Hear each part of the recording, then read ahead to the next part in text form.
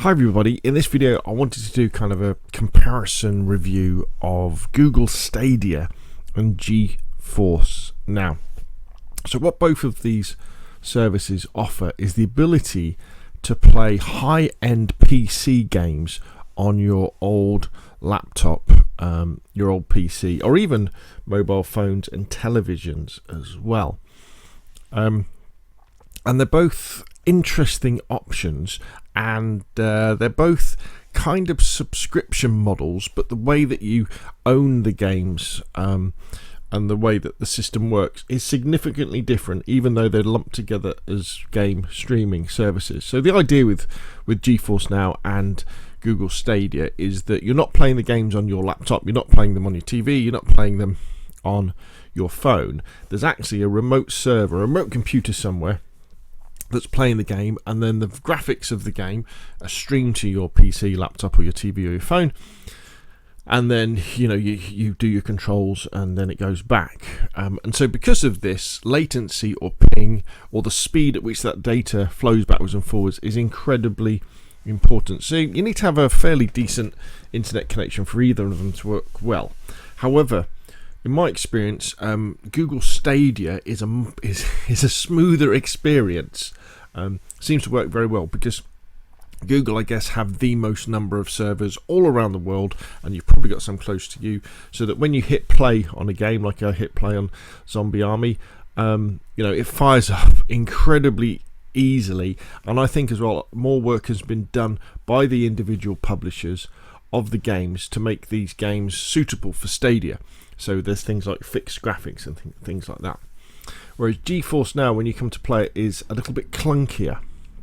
There's a lot more backwards and forwards going on, and it seems that like the games are a little bit more prone to have things like lag, where you do something with your control and it doesn't go in, or maybe the graphics downgrade for a little bit. However, and this is the big however, the way that you own games in both of these services is significantly different, and this is where GeForce Now from Nvidia has a massive advantage.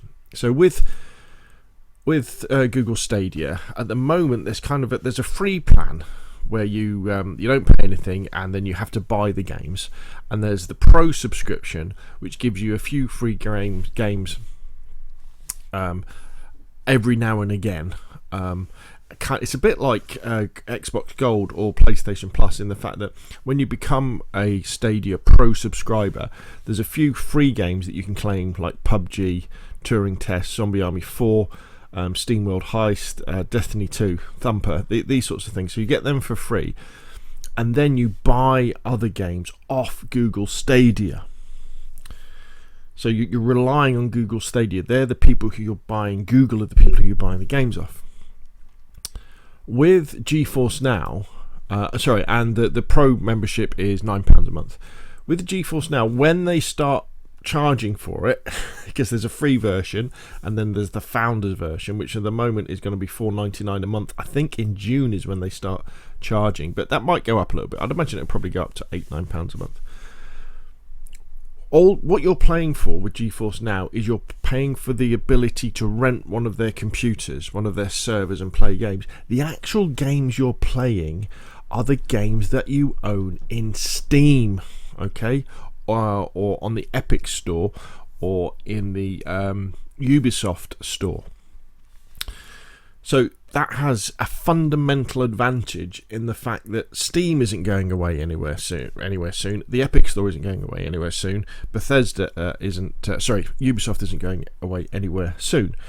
And so your purchases, I think, are very secure with the GeForce Now system, because even if Nvidia next week go, this doesn't really work, we haven't been getting on very well with this, it's not making us any money, we're going to shut it down. Not a problem, because you still own the games on Steam. So when you come to buy another, a more powerful PC, or use a different streaming service, because I think probably Steam are going to come out with their own streaming service soon as well, you're going to be all right. Your purchase, your investment is safe. The problem with Google Stadia is that if Google decide to shut down, in 2 years' time or a year's time, because they like shutting the stuff down if it doesn't make them money, what's going to happen to the investment in these games, that you've bought, if you have decided to buy any of these games, or the fact that you've been paying £9 a month for the last 12 months and you've been accessing these games, and all of a sudden that goes away, so that money is gone. I haven't seen anywhere that Google have said, look, if we shut down Stadia, we're going to give you your money back. So I feel very nervous about that. Another thing about the games as well is, obviously with Steam you get quite aggressive sales very often, so you can pick up games cheaply, whereas the availability of games at the moment on Stadia, I mean, there's quite a few, but there's nowhere near the games that are available on GeForce Now. Now, just because GeForce Now has access to the Steam library doesn't mean all of your games will play on GeForce Now. Unfortunately, since it came out, a few publishers have gone, oi, wait a minute, we don't really like the idea of you being able to play our games, not on your computer, but stream them, and we've pulled our games out. So the likes of Activision have pulled, like, the Call of Duty games, you can't play them through GeForce Now, and Bethesda have pulled the Fallout games. So when you look, for example, for Call of Duty in GeForce Now, it's not there anymore. Or Fallout, if I could spell it, Christ.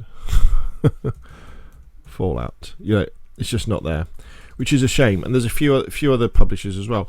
Lots of the major publishers are still there, and I think what's going to happen is, as publishers understand what GeForce Now brings, I think they're going to come back to the table. And Nvidia have got an awful lot of money, so I'm sure they'll sweeten it a bit. Because for me, when I think about it, GeForce Now for publishers is a no-brainer. Because if a game works on GeForce Now, it means that I have to buy it on Steam if I want to play it.